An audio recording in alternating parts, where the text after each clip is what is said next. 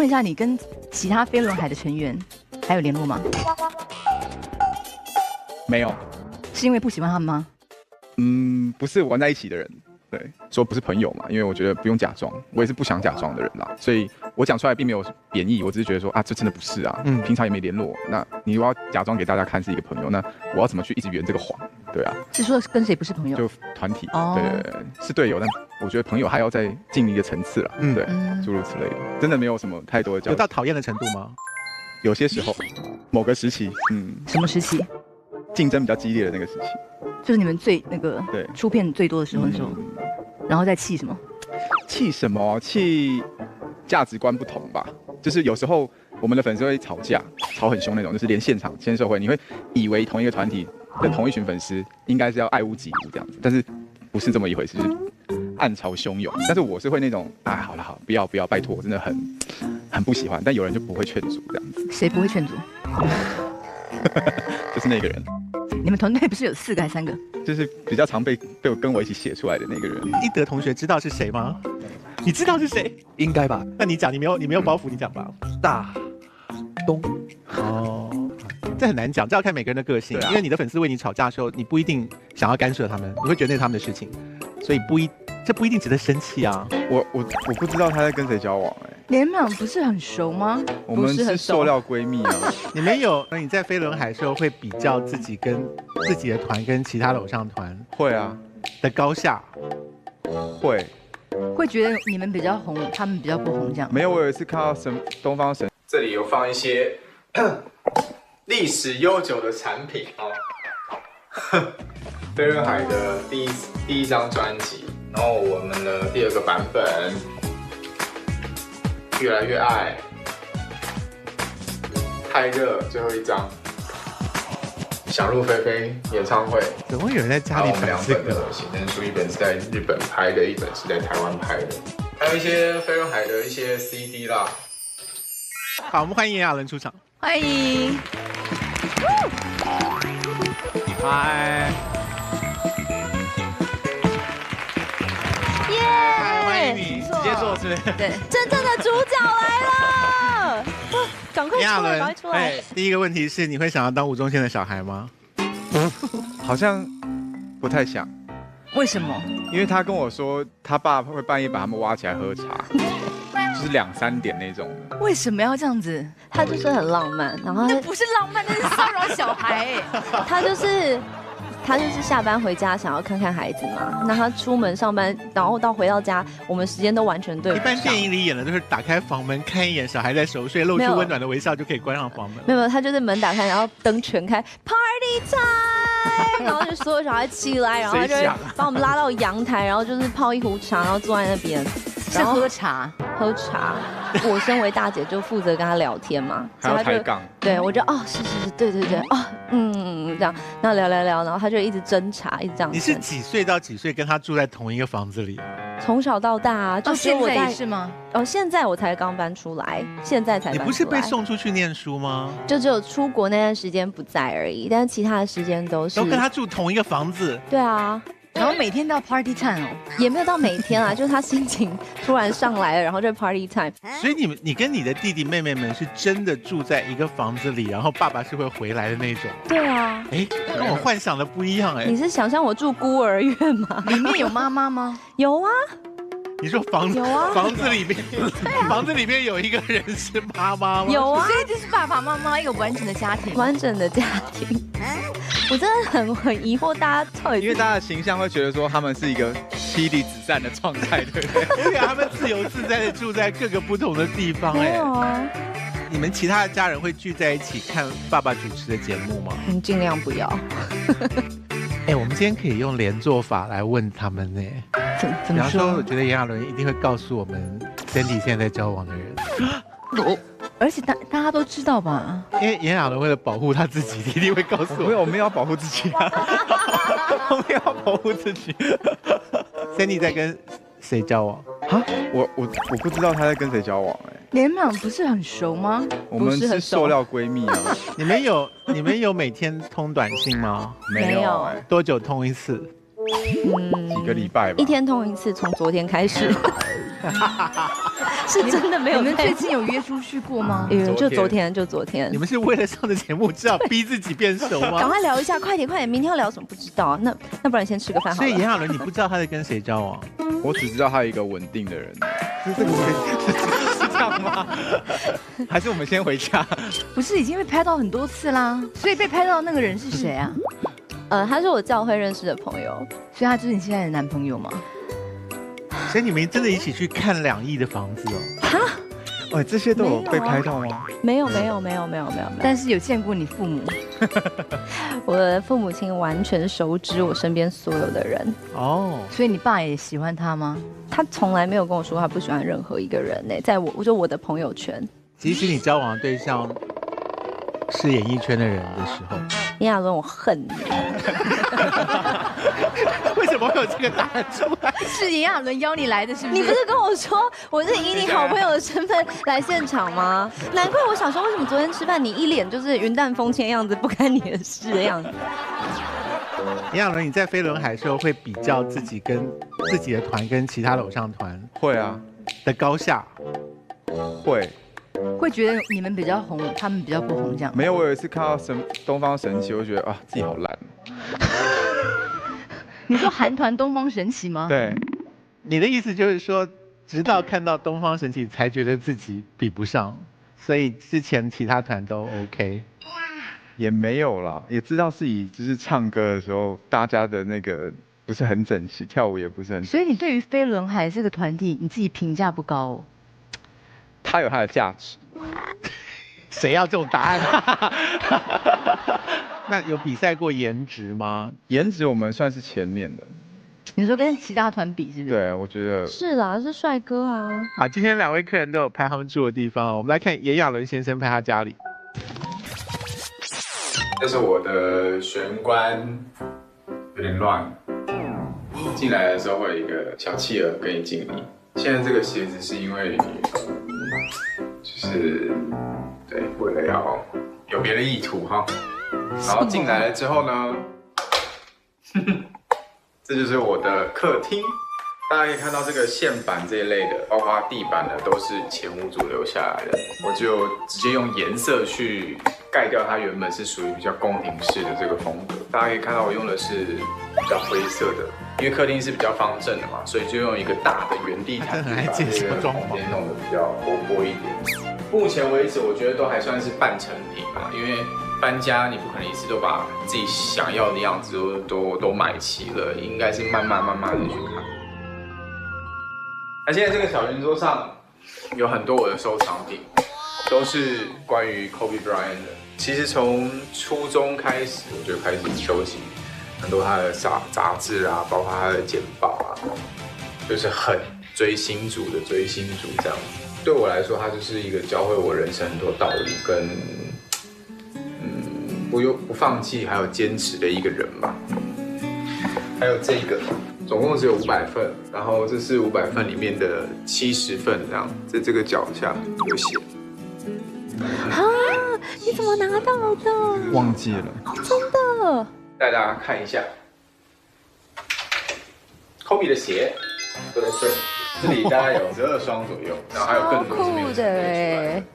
然后我会留一些比较就是特殊颜色的鞋子，这样子。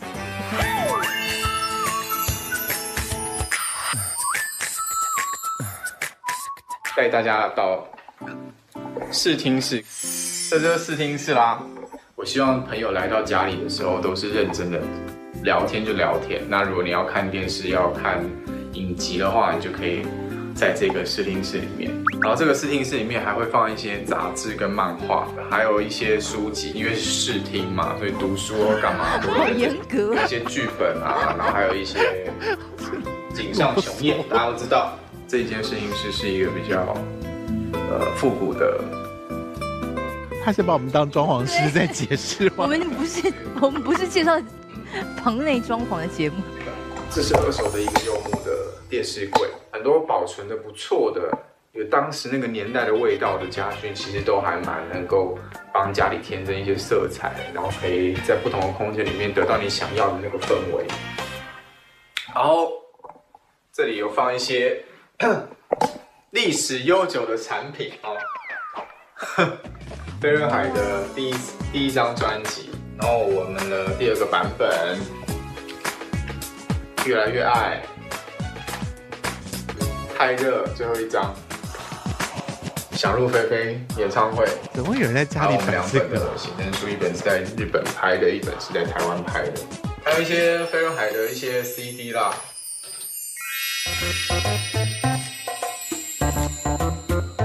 好，差不多了，电量不足了，关闭。你真的很爱介绍哎，你是把我们当装潢师吗？就是连这是前屋主的线板，然后连这个也要讲。什么灰色啦、二手柜啊，每件事都要讲。炎亚纶，谁会把自己出道以来的作品放在电视机旁边？不会啊，那就是为了节目放的啊。谁叫你为节目放？就要看你生活的样子啊。但是它也是藏在某个角落啦，只是如果藏在角落很乱，所以我把它堆在那里，所以只是一拍完之后你就把它塞回去，就是塞回去。那如果我们去你的试听室，就是不试也不听，我们就在吃泡面，这样怎么样？可以，OK。然后看手机、看 iPad。我不喜欢这样，就是我会强迫大家要相交流处，对啊。所以你就会把我的手机拿走，说来聊天。我会说现在是怎样科技冷漠嘛，就这一类的酸言酸语这样。对，然后你朋友就会听，我朋友会啊，如果他继续看手机呢？不太会有这种。可是万一有来电，可不可以接？可以，没有那么严格。来电的话，哎呀，很害怕。没有要搞得那么紧张。哎，不然这样好了，就是因为 Sandy 也是很棒的得奖的主持人，所以 Sandy 问炎亚纶一个非常厉害的问题。哇塞，这招好强哦！来，天哪，我平常在看《奇葩说》的时候，没有觉得现场那么恐怖哦。你为什么从出道到现在偶包都这么重？哈？他有你觉得我偶包吗偶包很？重吗？对，那是因为你不认识我吧？就是真的不熟嘛。因为我们2个到底来干嘛？他倒是没什么，他倒是没什么偶包，他很没有偶包哎。可是他有别的让我们吃惊的事情啊。但你们可以直接问，我们可以直接问哦。可以，我也不知道是什么，但我也不知道对，请问一下，你是不是？等一下，你让我很紧张，你要问什么？我觉得他会直接回答你，那不是很好吗？这样好收场吗？天哪，你要问什么？请问一下，你跟其他飞轮海的成员还有联络吗？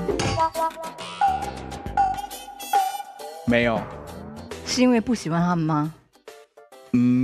不是玩在一起的人，对，说不是朋友嘛，因为我觉得不用假装，我也是不想假装的人啦，所以我讲出来并没有贬义，我只是觉得说啊，这真的不是啊，平常也没联络，那你如果要假装给大家看是一个朋友，那我要怎么去一直圆这个谎？对啊，是说跟谁不是朋友？就团体，哦，对，是队友，但我觉得朋友还要再进一个层次了，对，诸如此类的，真的没有什么太多的交集。有到讨厌的程度吗？有些时候，某个时期，什么时期？竞争比较激烈的那个时期，就是你们最那个对出片最多的时候，那时候，然后再气什么？气什么？气价值观不同吧。就是有时候我们的粉丝会吵架，吵很凶那种，就是连现场签售会，你会以为同一个团体的同一群粉丝应该是要爱屋及乌这样子，但是不是这么一回事，就是暗潮汹涌。但是我是会那种，哎，好了，不要，拜托，真的很不喜欢。但有人就不会劝阻这样子。谁不会劝阻？就是那个人。Sandy 是谁啊？人福哥吧。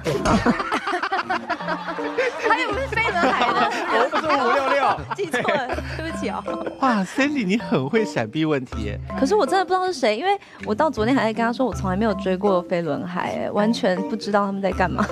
谁？你们团队不是有4个还是3个？就是比较常被我跟我一起写出来的那个人。一德同学知道是谁吗？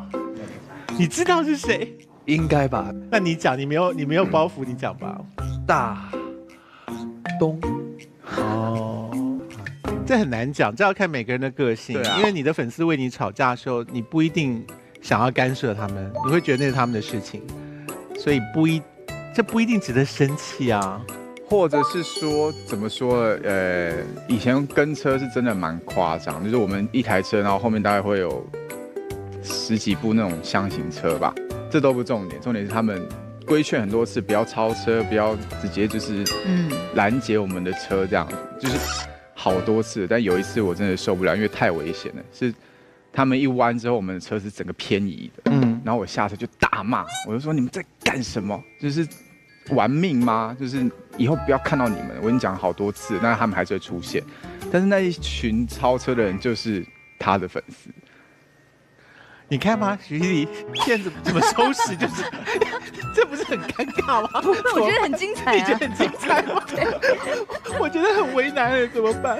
所以可是他的出发点是保护粉丝不要那个受伤啊。Sandy， 你爸爸在这个时候听到这种回答，就会讲一个这种打圆场的话，把它带过，是不是？就说大家要注意交通安全啊什么的。没有啦，马路如虎口，大家要注意。他们自己把火力转到你这里。对，我等下会再回来这边。我只是觉得刚刚那边有点严重，我想要走开一下。那样就算严重了吗？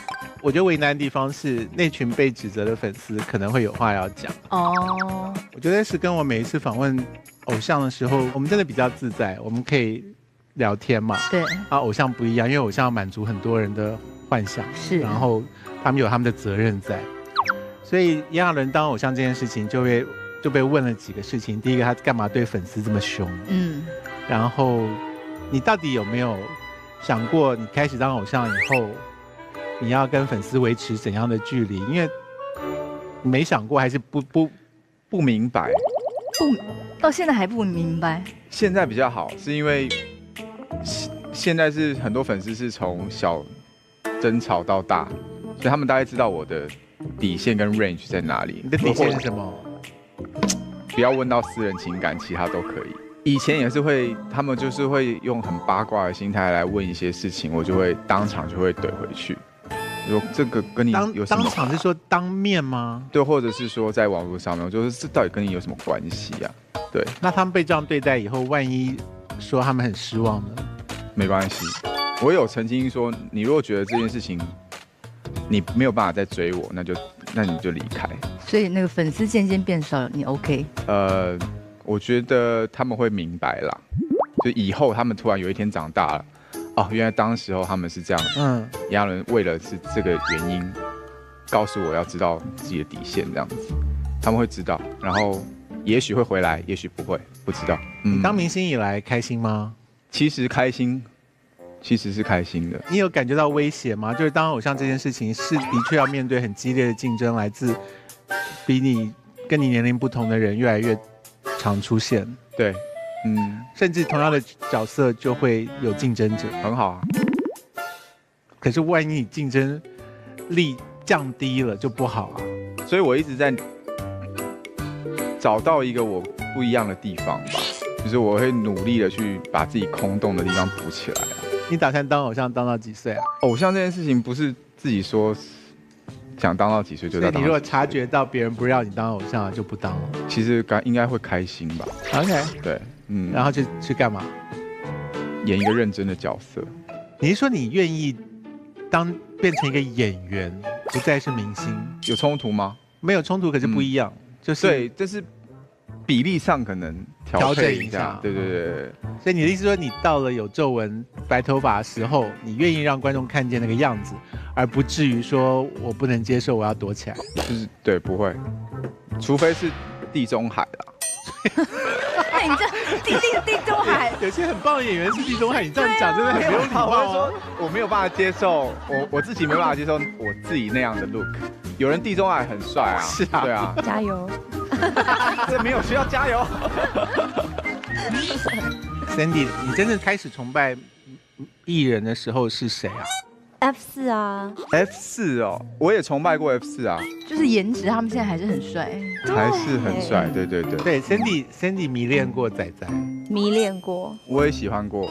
从小看 F4就会觉得好帅哦，是单纯觉得怎么会这么帅？那你为什么不请你爸爸邀 F4 见面什么的？我就不是那个路线的。可是你有遇过那个周渝民本人吗？有我居然有一天在我们家那时候开烧烤店在东区，然后我就在门口擦桌子，然后我就擦桌上，然后就看到一个人走过去，然后我其实蛮脸盲的，只是觉得哇这个人的侧脸好帅哦这样，然后就仔细一看发现周渝民耶，然后我就毛不丢了，然后就往外冲，可冲去根本没有想清楚要说什么，我就说嗨这样，然后我就是一个小孩，然后他就嗨。然后我就说，我可以给你拍照吗？然后他经纪人就出来就说，哦，他还没有化妆，妆法还没好什么的。然后我就然后因为我妈看着小孩冲出去，就赶快拎了我的包包也冲出来，一个小朋友的背包。然后他就说，那不然你帮我签名可以吗？拜托拜托拜托。然后经纪人说，对不起，我们在赶工作赶时间这样。然后最后我真的是。用了我全身最丢脸的那一刻，跟他讲说：“我爸是吴宗宪。”你竟然讲出这句话！然后嘞，他就立刻说好歉，然后他就说哈，然后经纪人就说你是谁这样？我说我爸爸是吴宗宪，然后他就根本也无从求证嘛，他就。你帮他签一下好了，他真的很想要你的签名。连吴宗宪都搬出来，他应该觉得我在说谎。然后要不是为了要签名，没有人会愿意承认自己的爸爸是吴宗宪。可是我人生活到今年为止，我大概就这么一次，真的就是说出我爸是吴宗宪。对。哎，你当时呐喊这一句的时候，不知道成不成功，对吧？不知道啊。万一对方不买这个单也没办法。对啊，而且我才12岁嘛，那时候。后来回想也会觉得说，天哪，好造成人家的困扰。12岁有证件可以证明自己的爸爸是吴宗宪吧？12岁应该不会带证件在身上吧？而且我觉得周渝民也不会无聊到说你证明给我看。对呀，就签个名就算了吧。所以 F4的颜值跟飞轮海的颜值，F4是始祖嘛？还是给他们那个？你还干嘛？你还是不肯认输啊？我觉得吴尊还是可以蛮帅的啊。所以你觉得飞轮海里面最帅的是吴尊？当时是这样觉得吗？现在已经不是了吗？应该也还是他啦。还是他吗？对啊。那你有觉得谁的颜值比较还好？飞轮海里面。我啦，我普普通通啊。Sandy 刚在旁边喃喃自语，好像有话想讲。我只是很喃喃自语说哇塞，怎么样？你觉得我不应该问这个问题吗？没有，我真的很高兴，我真的是没有，我不是团体，我就是觉得很可怕。你跟你爸是一团的啊。哦，那我们的颜值很好分啊，他最丑。好，今天2位客人都有拍他们住的地方哦，我们来看 Sandy 拍他家里。Hello， 大家好，我是 Sandy 吴珊如，今天要带大家来看我从来没有出现过的化妆间，非常紧张，因为很多人都很期待我的化妆间是走一个梦幻公主风，但其实没有，它就是一间以实用为主的更衣室，所以其实也没有非常的大，但是跟大家分享一下，我的化妆台其实很高追，它是一个长这样，你看到吗？一个很工整方方的黑色配金色的化妆台。我在拍广告的时候呢，突然看到旁边有这张桌子，然后我就想说，奇怪，这张桌子为什么就孤零零的一个人摆在那里？然后他们就说，哦，因为上一个厂商没有要使用了，好像就是。然后我就说，天哪，那可以给我吗？他们说好啊好啊，你就付个运费什么的，就把它搬到我家。所以我就这样莫名其妙捡到了一个算是名牌高档次的化妆台。这边是耳环，然后这个很可爱啊，就全部都是爱心啊，或者哦，这个是杨丞琳同款，就是他宣布他跟李荣浩被求婚的那个时候他戴的耳环。哇，好不容易拿到这个，我好开心。说到杨丞琳，其实因为我当她的粉丝也当了蛮久的时间，真的是从小看到大，所以我的化妆台旁边有一个，她大概是2016年的时候代言某个女鞋品牌拍的广告的单张，我到现在都还贴在墙壁上面，在这边，在这里看到吗？好可爱哦！那个时候她真的是万千少女心目中的超级偶像，他怎么打扮我们就要怎么打扮，然后他穿什么衣服、剪什么发型、买什么包包，我们全部都要跟着他。所以其实对我来说真的是一个很好的回忆。然后呢，再过来这边就会是我的所谓可怕的更衣室，长的摆在那边，短的摆在这边。嘿，这不就是 Sandy 参加宪歌小巨蛋演唱会穿的洋装吗？看来被放在了衣橱的 C 位呢。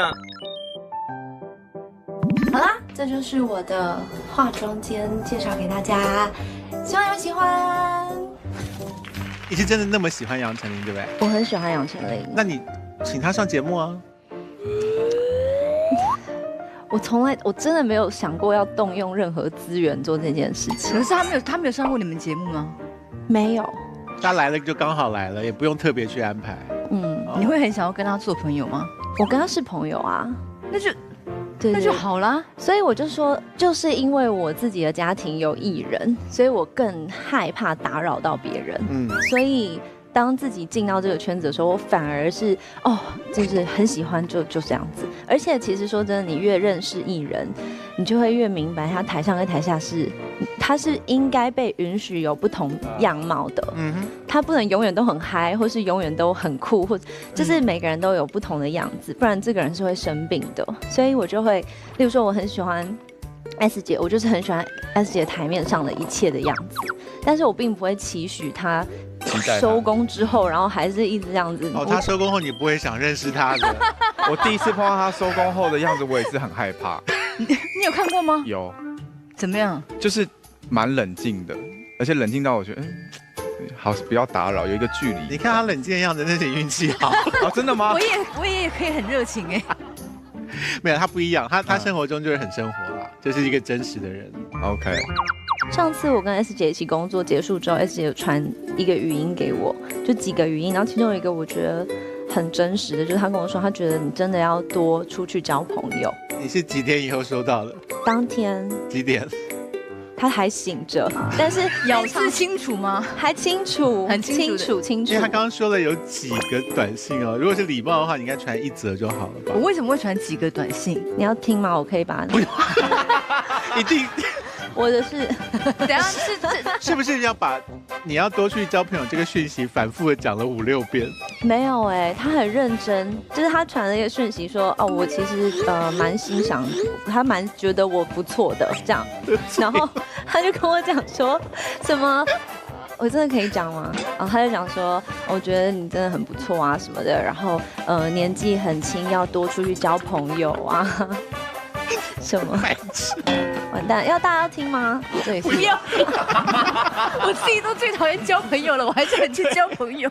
你喝醉真的废话很多哎，而且我都会讲这么正面的话。那不是肺腑之言吗？那不是。我觉得你没有喝醉啊，因为工作一结束怎么可能秒喝醉啊？你车上放了什么东西？哇，你很难想象速度。真的，那应该就是没有喝醉啦。可是那是我会讲的话，你不像这种人啊！你哪会跟一个第一次见面的人就讲这种话？可能是因为我们结束之后聊天聊得还蛮开心的吧。聊了对，刚好有因为我是主持人，所以其实本来是不会碰，就是结束是不会再碰到。就我们在后台的时候，就是还有碰到了一下，就小聊了一下，然后 S 姐就是跟我交换那个 WeChat 嘛，我们就聊了一下这样子。很可惜的就是 Sandy 拍的呢，是他现在自己住的地方，而不是传说中那个有爸爸在里面的。没有爸爸，所以我们还是很怀疑你到底有没有跟你爸住过。有啊。你现在已经不跟他住了？我现在没有。你现在搬出来多久了？快2年。你现在跟谁住？我自己住，然后隔壁门是我的妹妹。有特别想知道啊？妹妹也搬出来了？对啊，因为我们都已经在工作啦。现在家里只剩下吴宗宪。妈妈，对啊，就其他的家人都住在一起，他们还小，你妹妹也都还小。是很好奇吴宗宪的行踪，就是会不会女儿一搬走，他也立刻就飞走去了？可是2年前你说你要搬出去的时候，你爸没有怎么样？其实还好他真的是就是至少表现得很开明嘛，他就觉得那妹妹跟你一起这样比较安全，然后有什么需要有这位父亲的一个很大的好处，就是他会帮你准备好房子啊。没有啊，我要自己付房贷。真的啊？就是因为长大了，你就应该要自己处理啊，不就是这样？可是他有没有主动提出来说爸爸买给你就好？没有。哎，你跟他一起主持节目，他知道你的薪水吗？应该知道哦，他知道。他能够接受有一天你的薪水可能会比他高吗？不可能比他高啦。是哦，他的薪水他很高吗？多高？你激起了他们好奇心。没有啦，你干嘛陷害他？他那么资深，我在那边跟人家很高什么啊？我就是很一般的薪水。好，对。哎，你跟你爸一起主持多久？4年了。你觉得 OK 吗？就是会觉得太久了，还是？哎，不会，我觉得还 OK。我们反而在台面上的互动很自然，很轻松。然后，身为同事的角色的时候，一点压力都没有。然后身为不是，就是身为父亲的角色的时候，我们就会立刻回到父亲跟女儿。但是很酷的就是，只要一上台，他就会变成同事，反而是他的位置的改变，而不是我的调整。所以他变父亲之后会立刻变成怎么样？他就可以说：“我跟你讲，你身体要顾好啊，你不能这样子，你要多喝水啊。你看爸爸就一直多喝水，你要喝水啊。”他以他本人为健康的范本，这实在说服力对，然后我就是想说，好，我知道了，不要再念我。所以他是一个啰嗦的爸爸，一直念，一直疯狂的念，可是又很浪漫，就是很爱讲一些，就是你知道，你是我上辈子的情人。没有，他说你是我城堡里的公主，这种。然后我也是一样的，对我也是一样的反应啊。不是他只跟你讲，还是说他4个小孩他都这样讲？他4个小孩都讲，而且他会跟我讲完之后说你是爸爸这辈子最爱的女儿，然后再去跟第2个说你是爸爸这辈子最爱的女儿，然后我们3个女儿就会吵架。那儿子有被他重视吗？没有，他其实是爱女儿多。城堡里面的王子吗？没有，他就是仆人退下。没有啊，弟弟他会觉得男生就应该很 man 啊，然后不需要被特别的宠爱。对，宠爱，他是对女儿特别好。你说你跟你父亲其实相处上很多是专业的这种，可以建议他一些事情，他会不会不高兴？我觉得我真的没有资格建议他什么事情，但是因为他常常就是上台，就是那个前奏乐都已经开始了，他会转过来跟我说这集录什么，然后我就欢迎收看，然后讲完我脑袋还想说，我来不及告诉他这集要录什么，我就只好赶快顺着走，我就走我的那一条线就对了。所以他们不是会先发脚本给你们吗？就是视脚本于无物，这有可能就是他为什么主持的时候这么挥洒得开的原因。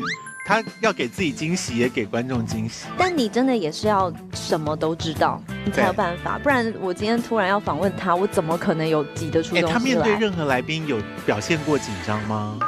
没有啊，也不需要排练什么的。没有啊，演唱会不用彩排吗？他唯一一次有认真彩排的，就是他自己的演唱会。OK。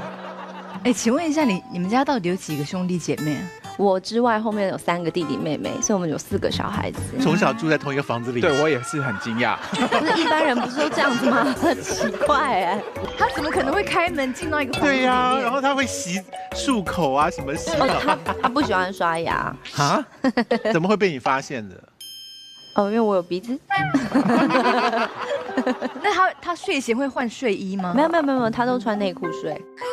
然后上半身裸着，就裸着啊，从小到大都是这样。你说在小孩的面前？对啊，宪哥裸上身穿内裤。